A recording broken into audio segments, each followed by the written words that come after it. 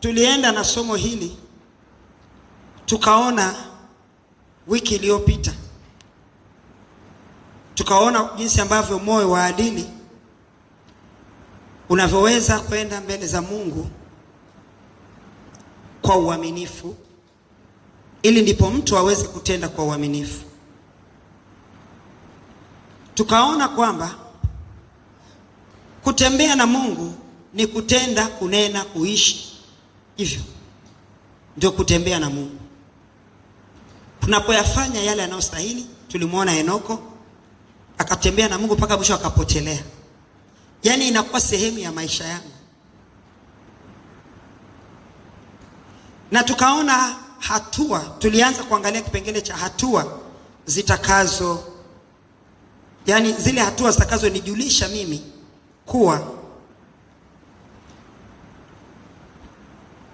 hatua zitakazo nijulisha kuwa nimeanza kwenda na Mungu. Hatua zitakazo nijulisha kuwa nimeanza kwenda na Mungu, ina maana tuliona utaanza kuona hali fulani ya kukataliwa ndani yako. Kwa maana utaanza kuona mapenzi yako yale yalikuwa yanakuendesha wewe, hata ukawa unashindwa kufanya kwa ajili ya Mungu, yameanza kuondoka. Shauku, tukasema utaanza kuona shauku ikiinuka ndani yako, kiu ikiinuka ndani yako ya kumtaka Mungu na kutaka kufanya mapenzi ya Mungu. Tukaona ni namna gani ambavyo watu tuliookoka hatuna shauku na Mungu, kwa sababu mapenzi yetu ndiyo yaliyojaa ndani yetu. Mapenzi yetu ndiyo yaliyojaa ndani yetu. Na mapenzi yangu yakijaa ndani yangu, ina maana njia ile, barabara ile ya uzima imeota kichaka, inakuwa imeota kichaka.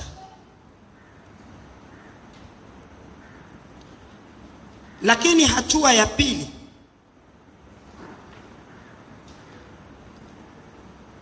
pili itakao nijulisha mimi ya kwamba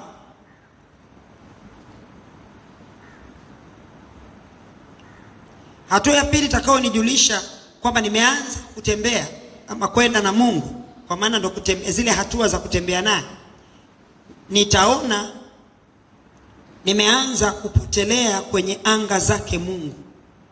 Nitaona nimeanza kupotelea kwenye anga zake Mungu. Potelea kwenye anga zake Mungu kuna maana nyingi, yani kuna maana kadhaa. Hatua za kupotelea kwenye anga zake Mungu, kuna hatua, yani kuna maana kadhaa. Cha kwanza, utauona ulimwengu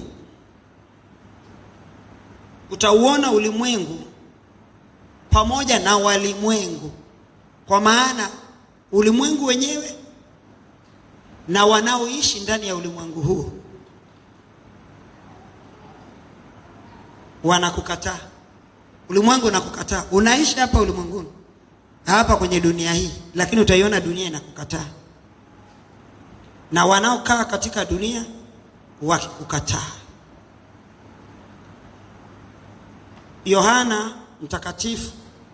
Waraka wa kwanza wa Yohana sura ya 5 mstari wa 19. Waraka wa kwanza wa Yohana sura ya 5 mstari wa 19.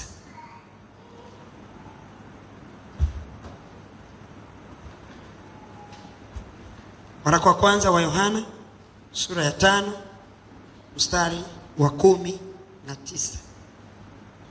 Twajua ya kuwa sisi tu wana wa Mungu, na dunia yote pia hukaa katika yule mwovu. Twajua kuwa sisi tu wana wa Mungu, na dunia yote hukaa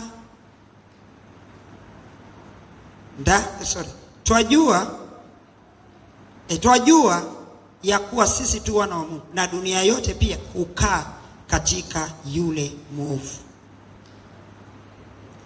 So sisi, ili nijitambue kwamba mimi ni mwana wa Mungu, yani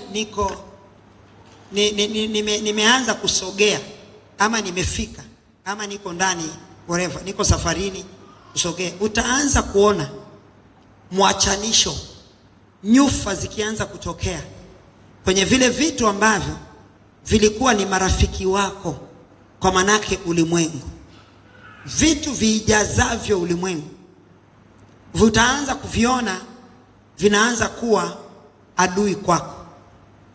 Mimi nilikuwa sihubiri habari ya mapambo hapa, lakini nataka kutoa ushuhuda huu. Nilikuwa najitengeneza nywele mwenyewe, nashona weaving mwenyewe, nafanya hivyo mwenyewe. Wakati mara kwanza Bwana aliposema na mimi kupitia tena binti ambaye nilimpokea, yani mimi nilikuwa kama nama na ule kijakazi ambaye nilimwajiri ndo na nimeshaokoka, lakini yeye akawa ananifundisha habari gani za kukaa na Mungu. Nasema habari ya miaka mingi sana. Kwa hiyo nikapingana, nikashindana, nikakataa. Mara ya pili sasa ndio Bwana aje sasa akaseme na mimi, mpaka ndo niache kila kitu. Nilianza, mhubiri asubuhi amesema mtu anapokuwa karibu, sijui alisema karibu kufa, karibu kuokoka, huwa anaanza kuona ishara. Karibu kuokoka, anaanza kuona ishara. Sasa mimi nilipofika karibu na huo wakati, ndio Mungu aje akajitokeza. Kuna ishara nilikuwa naziona, japo nilikuwa sielewi, ila nilikuwa namsikia Roho Mungu anasema kwa ndani. Ni kama vile nahisi, ama inawezekana ndio sitakiwi kushona tena weaving, nasema ndani, lakini najidanganya tena mwenyewe. Na nilikuwa nikishonea, nasikia kunavutwa, yani kunavutwa, naumia. Yani shamaliza saa hiyo, mimi niko ni mrembo saa hiyo, lakini nasikia kama kichwa nimekuja nikapapa sijui kitu gani, kama gundi, alafu ikaanza kuvuta ile ngozi. Kitu ambacho kila siku nilikuwa nafanya na kila siku nilikuwa niko sawa, lakini nilianza kuziona hizo dalili. Kichwa kinauma mpaka nakaa siku mbili nafumua. Nasikia, yani naanza kusikia raha nikiwa nimetoa. Alafu nakaa tena narudi hivyo. Nikaa naenda hivyo, natoka. Naenda natoka. Nasikia kichwa kinauma, yani kichwa kwa kinauma. Nasikia huku navutwa kabisa, mpaka wakati mwingine nasikia kama vile nikijiangalia naona huku kumevimba, kumevimba.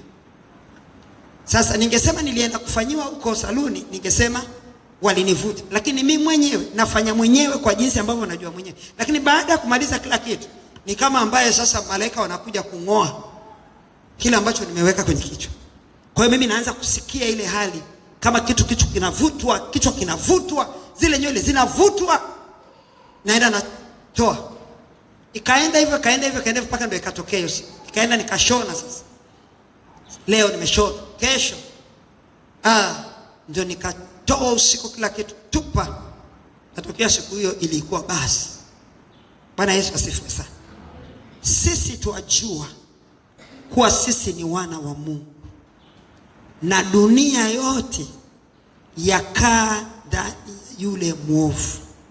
Kwa manake vyote vilivyoko ulimwenguni ambavyo sio vya asili, kwa sababu mwanadamu ni wa asili.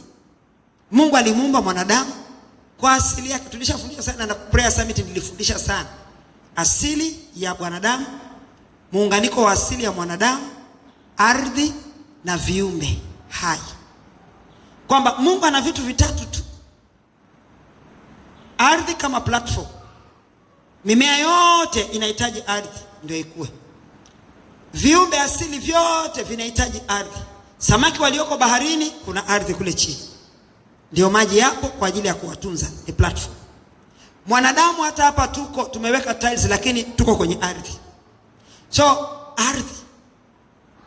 Lakini pia hiyo mimea yenyewe, hawa ni viumbe hai hao. Ndio maana wanakuwa kwa sababu kuna uhai ndani yake.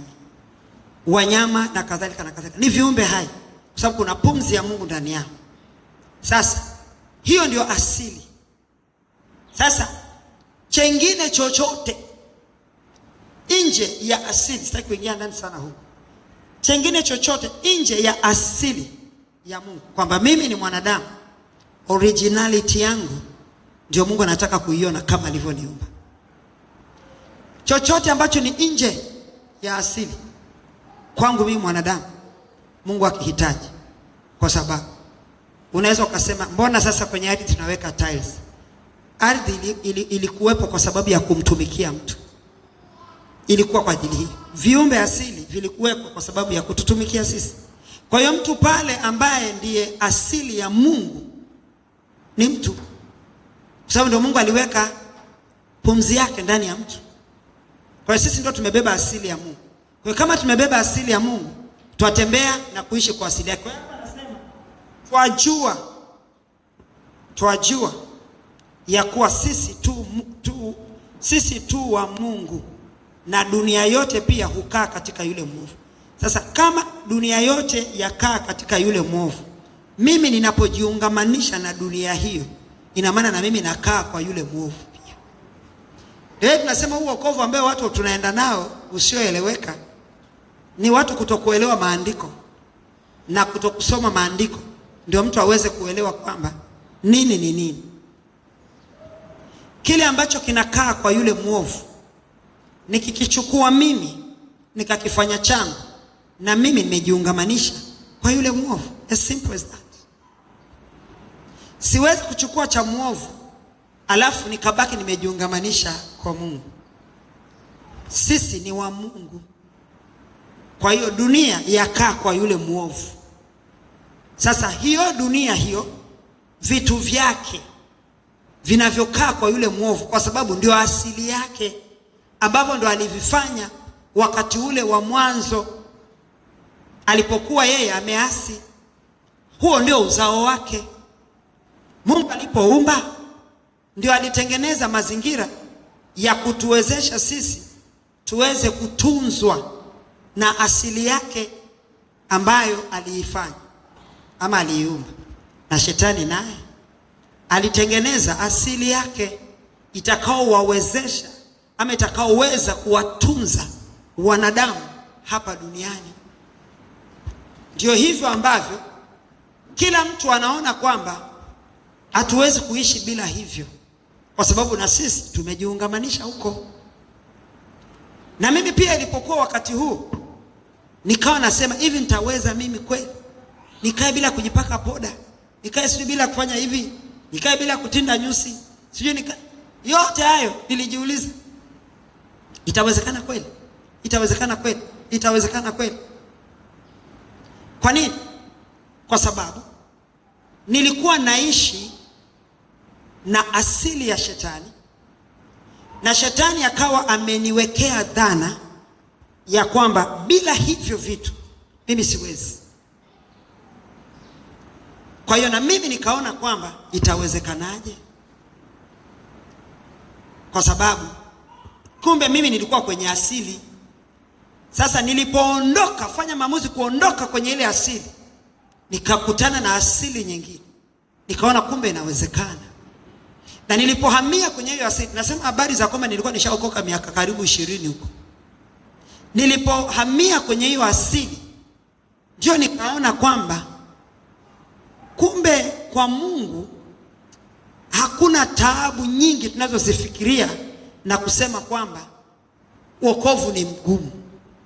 Wokovu ni mgumu kwa sababu tunauishi wokovu tukiwa kwenye asili ya shetani. So inakuwa ngumu sana kuweza kuona udhihirisho ama ule uzuri wa asili ya Mungu, kwa sababu asili ya Mungu haiwezi kujidhihirisha kwenye asili ya shetani. Yaani kwa sababu mimi niko kule, kwa hiyo Mungu basi ajidhihirishe kwangu kwa namna hiyo ya kwamba niishi na asili mbili. Haiwezekani. Unaona haiwezekani. Sasa kama sisi ni wa Mungu, basi dunia itaanza kukukataa. Na dunia kukukataa vile vilivyokuwa rafiki yako. Kama ulikuwa mgomvi, ndio wewe ulikuwa mgomvi, Kwa maana ugomvi alikuwa rafiki yako, ataanza kukukataa.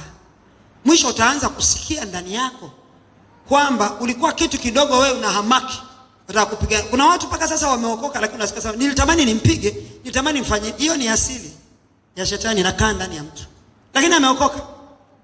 Yaani nilitamani ni basi tu kwa sababu nilikuwa nimeokoka. Hiyo ni asili ya kaa ndani ya mtu. Sasa ukiingia kwenye asili ya Mungu, huyo rafiki yako huyo ataanza kukukataa. Kwa nini ataanza kukukataa? Kwa sababu hautakuwa mtii tena kwake. Na ukiacha kuwa mtii kwake, mnavunja urafiki. Ataanza kuondoka akatafute makao mengine. Kwa nini anaondoka akatafute makao mengine? Maana wewe ndio ulikuwa unamlisha. Unapofanya yale ambayo yeye ndio anayafanya, ndio yeye. Kwa mfano unatukana. Kwa hiyo matukano ni rafiki yako. Kwa hiyo unapotaka kutukana umemlisha yeye chakula. Kwa akisikia njaa atakukasirisha wewe ili utukane. Kuna mtu anaelewa mimi nasema nini hapa? Kwa hiyo unapofanya kile unampa yeye chakula. Kwa hiyo wewe ndio unamtunza aendelee kuishi, na wewe ndio nyumba yake. Jamani, Biblia inasema, Biblia kwa vile inavyosema kwa upande wa Mungu ndivyo ilivyo upande wa shetani. Hamjui nyinyi ni hekalu la Roho Mtakatifu? Mungu anakaa ndani yenu. Mkiliharibu naye atawaharibu. Tunaliharibuje hekalu? Kwa kutii hayo. Sasa wakati ninapoyafanya mapenzi ya hao sasa marafiki zangu, walikuwa marafiki zangu. Hasira alikuwa rafiki yangu, wivu alikuwa rafiki yangu, kutokuamini alikuwa rafiki yangu, ugomvi alikuwa rafiki yangu, kusengenya ni rafiki yangu. Ninapoyafanya hayo na walisha hao, hizo ni roho ziko hai, na walisha. Na ninapowapa chakula, je, si ndio marafiki zangu? Jamani, unayempa chakula kila siku si atakuja? Akisikia njaa ataenda wapi? Atakuja kwako. Mungu ambaye ulizoea kumtupia hata paka, weka hapo kula, alafu mtupie paka mfupa. Akimaliza kuramba ule mfupa, utaona anakuja, na ukikaa vibaya anapanda juu ya meza akunyang'anyacho unachokula. Umemtengenezea mazingira ya kuona kwamba hapa ndio chakula changu kinapatikana. Na mimi nina njaa, sasa niende wapi? Naenda kwa Helena. Kwa hiyo anakuja. Zinaa ni rafiki yangu, anasikia njaa atakuja tu, kwa sababu nilimlisha wakati fulani. Atanifuata, na cha kwanza ataanza kuniambia mimi nasikia njaa, naomba unilishe. Ndio tamaa inavyowaka hivyo wakati anadai chakula. Utakapochukua chakula kumlisha, ni wakati umefanya hayo kwa namna utakayowafanya, kwa mawazo, kwa kutenda kiuhalisia, ama kwa kufanya mpunyeto na mambo mengine ambayo watu mnafanya siri. Yote haya ni kuwalisha hao, kuulisha ulimwengu ambao sisi sio wa ulimwengu. Kwa hiyo hao wanakuwa marafiki zangu. Sasa wakati ambapo nimeingia kwenye asili ya Mungu, maana nimekubali kutii sasa. Nimesema naacha. Nilikuwa nimeokoka huko nyuma, lakini nilikuwa naishi na asili ya shetani. Sasa nimeamua naacha. Mimi nawaambiaga, huwa nafundisha, nasema unafika mahali fulani, yale maombi marefu ulikuwa unaomba kwa ajili yako yatakatika. Kwa sababu yale maombi marefu huwa tunaomba kwa sababu wale wajamaa wapo wamejaa. Sasa natumia nguvu zangu kutaka kuwaondoa, lakini at the same time nawapa chakula. Kwa hiyo nafanya kazi mbili kwa wakati mmoja, ambapo sasa wao pia wanashindwa kunielewa. Sasa wewe unatufukuza alafu ndo unanipa chakula, naondokaje? Kwa hiyo anaweza akavizia akachukua ile mfupa alafu akaondoka nao. Anaenda anakula alafu anarudi tena. Kwa sababu ni nyumbani kwake. Ni nyumbani kwake. Kwa hiyo mimi ninapoingia kukaa kwenye asili ya Mungu kwa kukubali, kuruhusu uadilifu kakaa ndani yangu, ndio sasa niweze kuwa mwaminifu kwa Mungu wangu. Ina maana kwamba ulimwengu utaanza kwenda mbali. niliyokuwa nayafanya, ndio Roho Mtakatifu anaanza kufanya kazi ya kusafisha yale makao. Naanza kuona hichi hapana. Yaani wewe wasikia tu kule ndani kunaanza kukataa. Na ile struggle ulikuwa nayo, uliambiwa, ulihubiriwa, ndio maana nikatoa na ushuhuda wangu hapa. Nilishahubiriwa mpaka nikakaa nikamhoji mchungaji alikuwa anasema hayo mambo. Nikasema baadaye ndio nimekuja kujiona kumbe ilikuwa ni shetani kabisa mimi. Na hoji kitu ambacho nilikuwa sijui na hoji kitu gani. Kama jinsi ambavyo tunavyohoji. Unakaa kwenye kitu unafundishwa, alafu unatoka unaenda kuanza kuhoji. Kuna siku ukiingia kwenye asili ya Mungu ndio utajiona mjinga. Margaret ametuambia hapa asubuhi. Na sisi tulikuwa kila mtu, hizo ni hatua ambazo mtu anapitaga.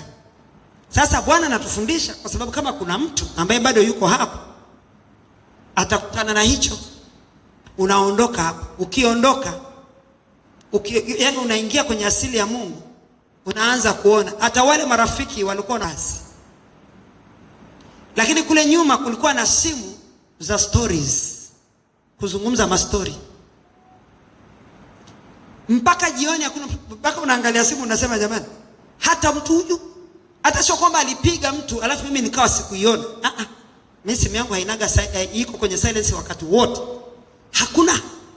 Hamna. Lakini utashangaa wewe unaongea na huyu, bado simu nyingine inagongea humo ndani. Ukimaliza mwingine amepiga. Zote hizo lakini za nini? Za kazi. Kwa nini? Uko kwenye asili. Kwa hiyo vitu vya kule sasa vinakutafuta. Wewe unafikiri mhubiri anakuambia naomba niandalie semina nije nikahubiri. Aingia kwenye asili. Akiingia kwenye asili atatafutwa. Maana kila kilichoko ndani yake ndio kitamtangaza yeye. Kuna mtu anaelewa mimi nasema nini? Sisi ni wa Mungu. Na kwa sababu sisi ni wa Mungu, huo ulimwengu wote wakaa kwa shetani. Na vile vya kwake na wale wa kwake. Kwa hiyo ulimwengu kama ulimwengu utakuacha. Yaani utajikuta umepoteza mawasiliano. Na kuna vitu ambavyo ulikuwa mjuzi katika hayo ya kawaida tu, lakini utakuja kujikuta kama vile ushahama huko. Na hautajua viliondokaje. Hautajua vilikuacha vipi. Ni jinsi unavyoendelea kuzama ndani ya asili yake Mungu, ndivyo ambavyo unaendelea kuwa mbali na asili ya shetani. Na matokeo yake utakuta kwamba kila kitu kinachohusu asili ya shetani, kwa maana ulimwengu na walimwengu, watakaa mbali na wewe.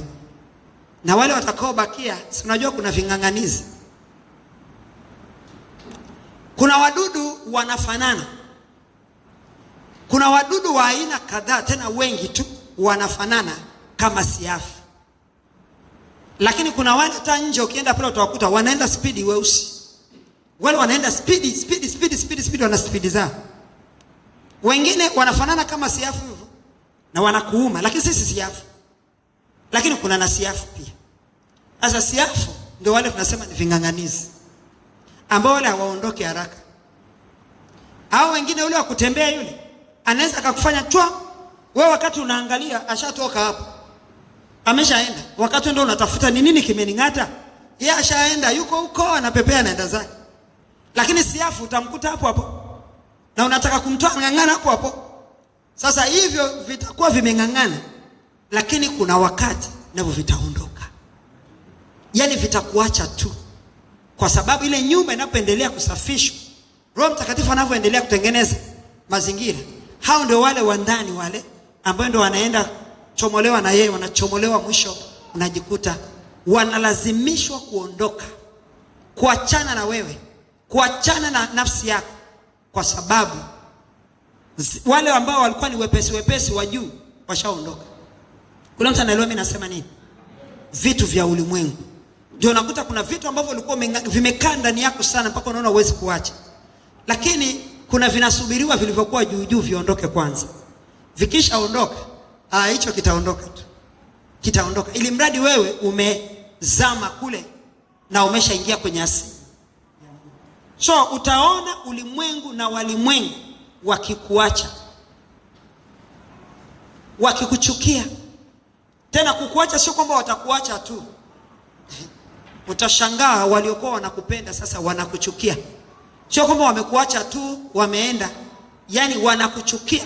Kama ni kusema watakusema vibaya, kama ni watafanya vibaya. Wewe unajua ulishaondoka huko kwao, ulishahama. So hivyo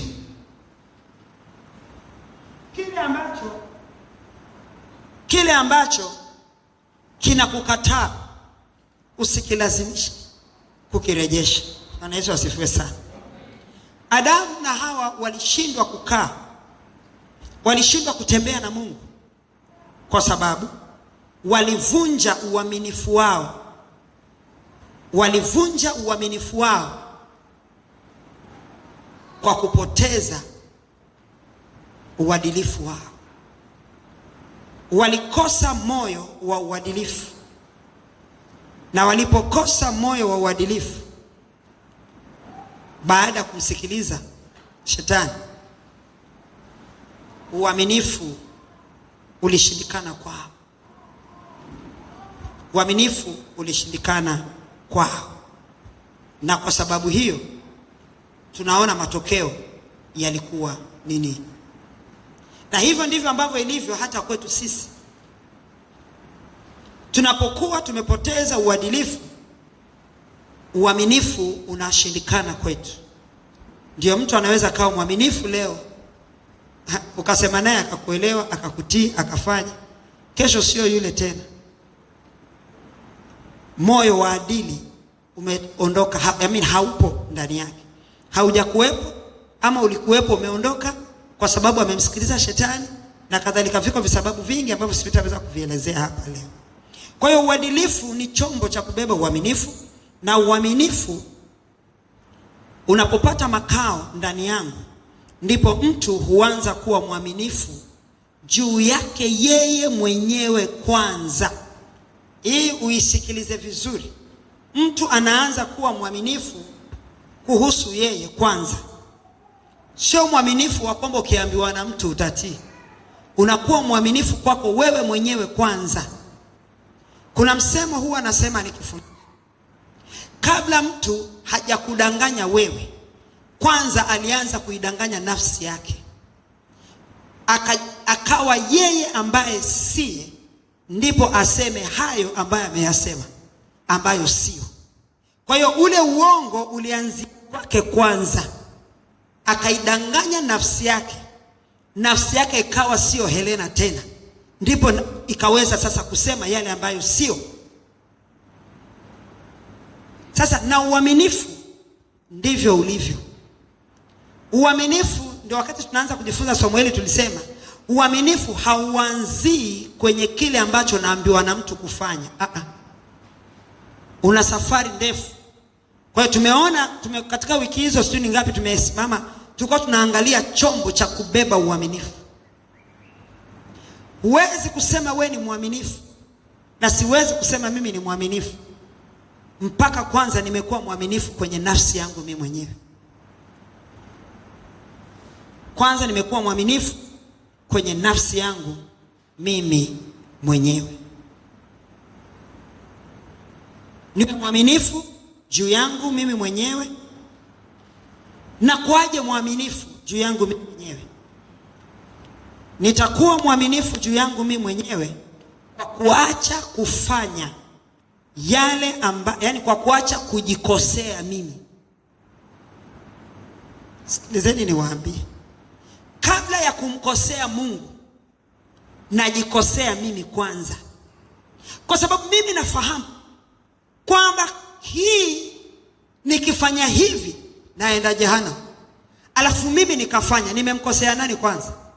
Si nimekosea nafsi yangu nao kwenda kuitesa milele? Kabla sijamkosea Mungu, nimejikosea mimi kwanza. Sasa ili niwe mwaminifu, lazima niwe mwaminifu kwa nafsi yangu kwanza. Sasa uaminifu kwa nafsi yangu kwanza ni pale mahali ambapo kile ambacho sitaki nafsi yangu ipokee, kwa maana mateso ya jehanamu, sitakiruhusu kiingie ndani yangu. Ndio nimekuwa mwaminifu kwanza kwangu. Ndipo sasa nakuwa mwaminifu kwake Mungu Maanake kile nitakachoacha kufanya ambacho ndio kinaenda kuniangamiza, ndio Mungu atakiona, alafu atanihesabia haki katika hilo. Kwa kuiponya nafsi yangu